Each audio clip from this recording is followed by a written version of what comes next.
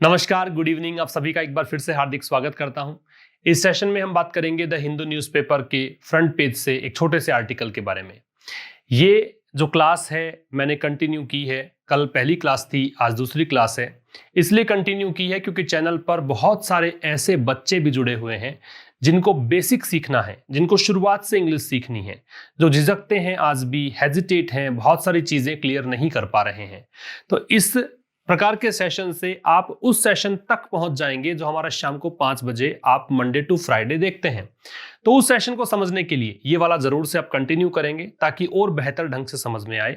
और एक सजेशन है आपके लिए, सेशन को कहीं पर भी बीच में स्किप मत करना, पूरा सेशन देखना है, ठीक है। दूसरी बात, एक नोटबुक डाल लेना। नोटबुक के अंदर छोटी छोटी बातें जो भी आपको नहीं पता हो, हर एक चीज को नोट करना, और आप देखेंगे कि 30-35 क्लासेस के बाद में वो नोटबुक भर चुकी होगी आपकी, और आपके पास एक अच्छा खासा मटेरियल हो जाएगा जो आप किसी भी एग्जाम में जाने से पहले अगर रिवाइज करेंगे तो बहुत हद तक आपकी वो हेल्प करेगा। तो आइए स्टार्ट करते हैं इस सेशन को। छोटा सा सेशन है लेकिन बहुत काम की चीजें आपको सीखने को मिलेगी। देखिए, as India and China continue deliberation. सबसे पहले देखो, एक वर्ड आपको यहां मिल रहा है, डेलिब्रेशन। डेलिब्रेशन का मतलब होता है विचार विमर्श। नोट करते चलना जो जो बताऊं आपको, और एक बार तो हिंदी में नोट करते चलो आप, कोई बात नहीं है ना। डेलिब्रेशन का मतलब है विचार विमर्श, कंसिडरेशन कह सकते हो वैसे इंग्लिश में इसको। अब देखो, as India and China, India and China दो हो गए, भारत और चाइना कंटिन्यू जारी रख रहे हैं, कंटिन्यू है डेलिब्रेशंस, विचार विमर्श। किस बात पर? ऑन, इस बात पर, ठीक है, बात के लिए मतलब इस मुद्दे पर। क्या मुद्दा है? अब प्रपोज्ड डिसएंगेजमेंट। प्रपोज्ड मतलब प्रस्तावित। देखो, एक बात ये समझने की है, ये काफी बार हम लोग जब 5 बजे का सेशन होता है उसमें बताता रहता हूं, कई बच्चों के ऊपर से निकल जाता है, पता भी नहीं पड़ता मैंने क्या बता दिया, तो बता देता हूं। देखो यहां पे, देखो, नाउन से पहले जब आप कोई वर्ब लगाते हो तो वो वर्ब एक्चुअल में होती तो वर्ब है लेकिन काम करती है एडजेक्टिव का। इस प्रकार से जब ये वर्ब एडजेक्टिव का काम करती है तो इसे हम कहते हैं वर्बल एडजेक्टिव। और वर्बल एडजेक्टिव को ही हम एक और नाम से जानते हैं, उसे कहा जाता है पार्टिसिपल। समझना, जब भी किसी नाउन से पहले वर्ब लगेगी तो नाउन की विशेषता बताने के लिए हम एडजेक्टिव का प्रयोग करते हैं। तो वर्ब किस रूप में हुई? एडजेक्टिव के रूप में हुई। एडजेक्टिव के रूप में हुई तो वर्बल एडजेक्टिव हुआ। वर्बल एडजेक्टिव को क्या कहा जाता है? पार्टिसिपल। और पार्टिसिपल के दो भाग होते हैं, एक भाग होता है प्रेजेंट पार्टिसिपल और दूसरा भाग होता है पास्ट पार्टिसिपल। ये दो प्रकार होते हैं पार्टिसिपल के, ठीक है।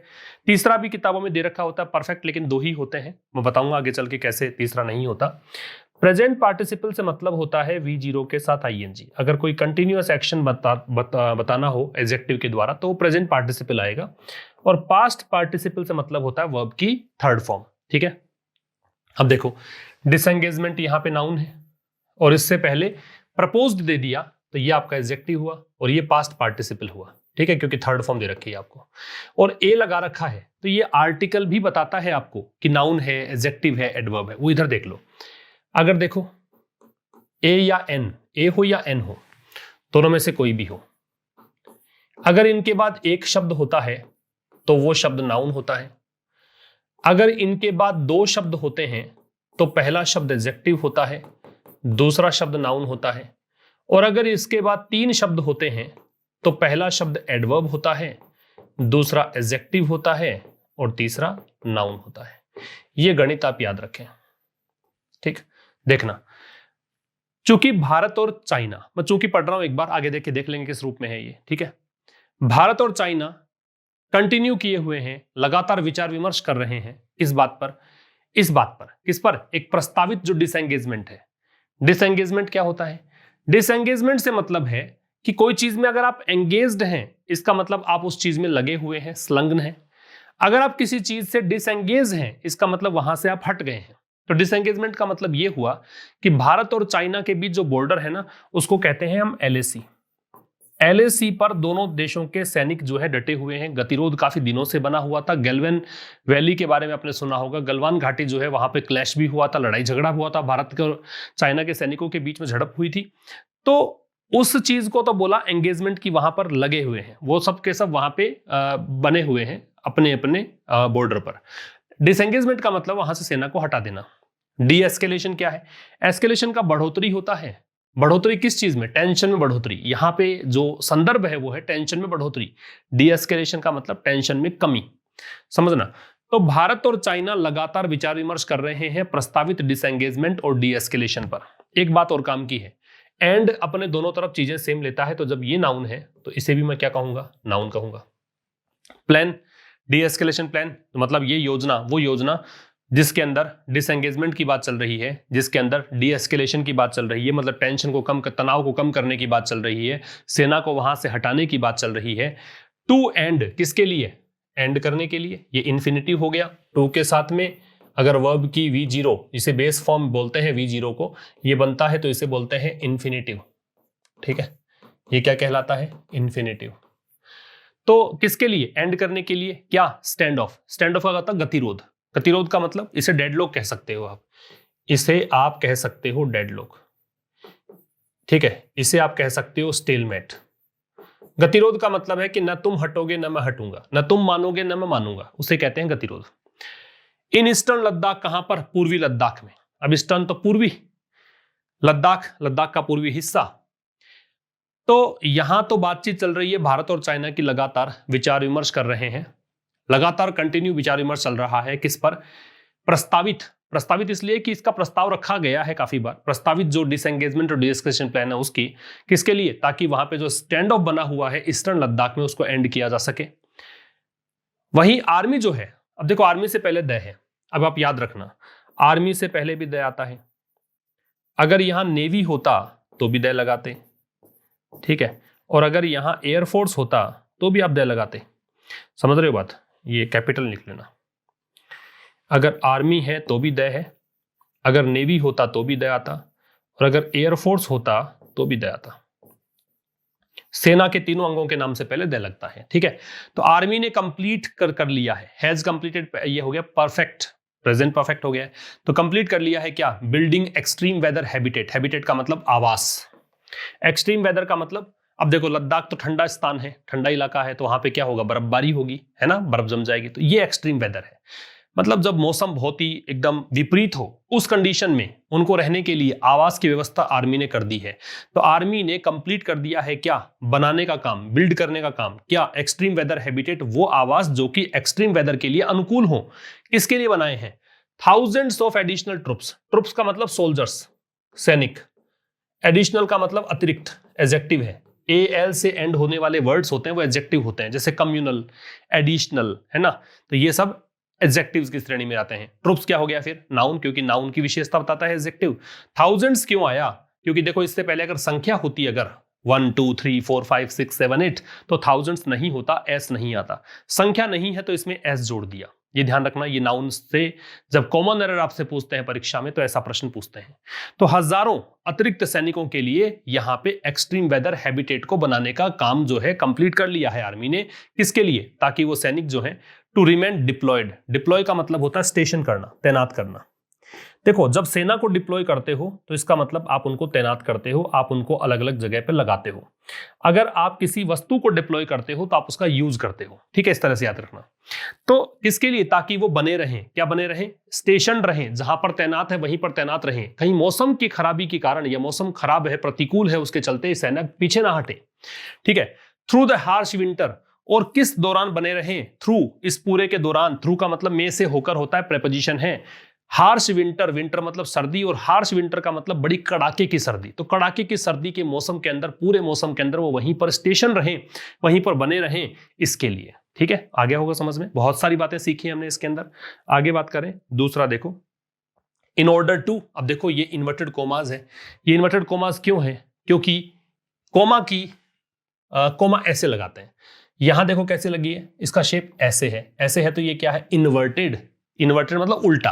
कोमाज क्यों है? क्योंकि दो कोमा है, दिख रहा है आपको, दो है, तो इन्वर्टेड कोमाज। ठीक है, छोटी छोटी बातें हैं लेकिन बहुत काम की बातें होती हैं ये।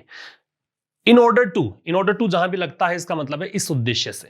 ठीक है, इस उद्देश्य से। तो in order to ensure, ensure का मतलब होता है सुनिश्चित करना। इस इंश्योर के साथ साथ दो वर्ड और आप याद रखें, एक तो अश्योर होता है, एक इंश्योर होता है, एक इंश्योर ये वाला होता है। ये जो पहला शब्द है इसका मतलब होता है आश्वस्त करना, आश्वस्त करना, ठीक है। ये जो दूसरा शब्द है इसका मतलब है सुनिश्चित करना, सुनिश्चित करना। और ये जो तीसरा है इसका मतलब है बीमा करना, इंश्योरेंस बनता है, ठीक है। ये ऐसे 3 वर्ड्स हैं। तो इन ऑर्डर टू इंश्योर, सुनिश्चित करने के लिए, इस उद्देश्य से कि सुनिश्चित करें क्या, द ऑपरेशनल एफिशिएंसी, एफिशिएंसी कुशलता होती, दक्षता होती है। एफिशिएंसी तो यहां पे नाउन है और ऑपरेशनल यहां पे एडजेक्टिव है। कैसी एफिशिएंसी, जो ऑपरेशनल हो। ऑपरेशनल का मतलब, ऑपरेट करने का मतलब काम करे, कि सैनिक कामकाज में कहीं ढिलाई ना बरतें, पूरे सख्ती से, पूरे मतलब एकदम चौकस होकर, चौकन्ने होकर वो वहां पे बॉर्डर पे बने रहें, है ना। तो ये ऑपरेशनल एफिशिएंसी है। इसको सुनिश्चित करने के लिए किसकी एफिशिएंसी, ट्रुप्स की। ट्रुप्स क्या पढ़ा था, सोल्जर्स, सेना के लिए। डिप्लॉयड इन विंटर्स, और सैनिक कौन से, वो सैनिक जो डिप्लॉयड हैं, जो तैनात हैं, कहां, कब, विंटर्स में, सर्दियों में, ठीक है। इस उद्देश्य से कि जो सेना के जो सैनिक हैं वो सर्दियों के अंदर भी जो तैनात हैं वो आराम से काम कर सके, उनकी एफिशिएंसी प्रभावित ना हो, इसके लिए आर्मी हैज कंप्लीटेड। अब द आर्मी इसलिए बताया था मैंने, the army, the air force, the navy. Army ने क्या किया है, कंप्लीट कर दिया है क्या, establishment of habitat facilities. Establishment मतलब स्थापित करना। द एस्टेब्लिशमेंट है तो द के बाद में है, आर्टिकल के बाद में है, तो ये क्या है, नाउन। वहां ए और एन लगाया था मैंने, देखो यहाँ पे ए और एन लगाया था ना, ये द भी हो सकता है यहाँ पे, ठीक है। आर्टिकल की बात कर रहा हूं मैं। तो कह रहा है कि आर्मी ने कंप्लीट कर दिया है क्या, आवास की जो सुविधाएं हैं उसको स्थापित कर दिया है पूरी तरीके से। फॉर ऑल द ट्रूप्स, किसके लिए, सभी सैनिकों के लिए। फॉर ऑल द ट्रूप्स, सभी सैनिकों के लिए। सैनिक कौन से, डिप्लॉयड इन द सेक्टर, जो इस क्षेत्र में, सेक्टर मतलब क्षेत्र, इस क्षेत्र में जो तैनात है, समझ गए। आगे देखो, अपार्ट फ्रॉम, अपार्ट के साथ में क्या लगाते हैं, फ्रॉम। एक बात ये काम की है, नोट कर लेना।